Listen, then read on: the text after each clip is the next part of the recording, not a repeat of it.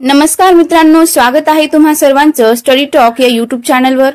तर आज आपण या व्हिडिओमध्ये आजच्या चालू घडामोडीवर जे काही महत्त्वाचे प्रश्न बनतात ते सर्व प्रश्न पाहणार आहोत।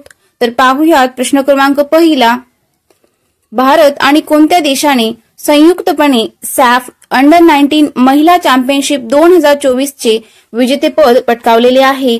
तर ऑप्शन नंबर बी, बांगलादेश या देशाने संयुक्तपणे सॅफ अंडर 19 महिला चॅम्पियनशिप 2024 चे विजेतेपद जिंकलेले आहे। तर पुढचा प्रश्न, 18 फेब्रुवारी ते 9 मार्च दरम्यान भारतात मिस वर्ल्डची कोणती आवृत्ती होणार आहे? तर ऑप्शन नंबर सी, 71वी आवृत्ती भारतामध्ये मिस वर्ल्डची होणार आहे। तर मित्रांनो, भारताने 1996 मध्ये शेवटचे आंतरराष्ट्रीय स्पर्धेचे आयोजन केलेले होते। मानुषी छिल्लर ही स्पर्धा जिंकणारी सर्वात अलीकडील भारतीय होती। तिने 2017 मध्ये मुकुट जिंकला होता। पाहूयात पुढचा प्रश्न, ICC अंडर 19 पुरुष क्रिकेट विश्वचषक 2024 कोणी जिंकलेला आहे? तर ऑप्शन नंबर बी, ऑस्ट्रेलिया या देशाने ICC अंडर 19 पुरुष क्रिकेट विश्वचषक 2024 हा जिंकलेला आहे। पुढचा प्रश्न, अलीकडेच KPP नाम्बियार पुरस्कार या पुरस्काराने कोणाला सन्मानित करण्यात आलेले आहे? तर मित्रांनो, option number A, S Somnath यांना KPP नाम्बियार या पुरस्काराने सन्मानित करण्यात आलेले आहे।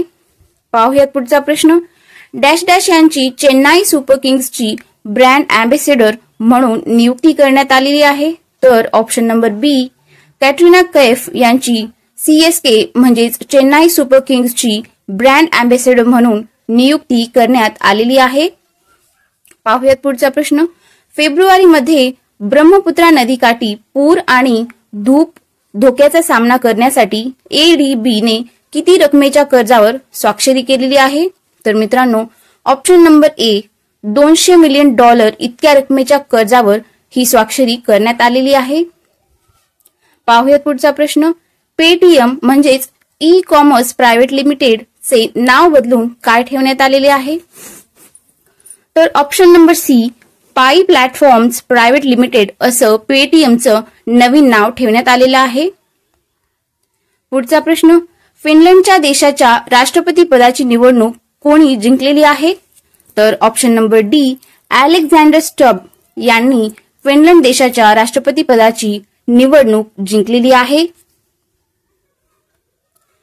एप्रिल 2023 मध्ये फिनलंड नॅटोचा 31वा सदस्य बनला होता।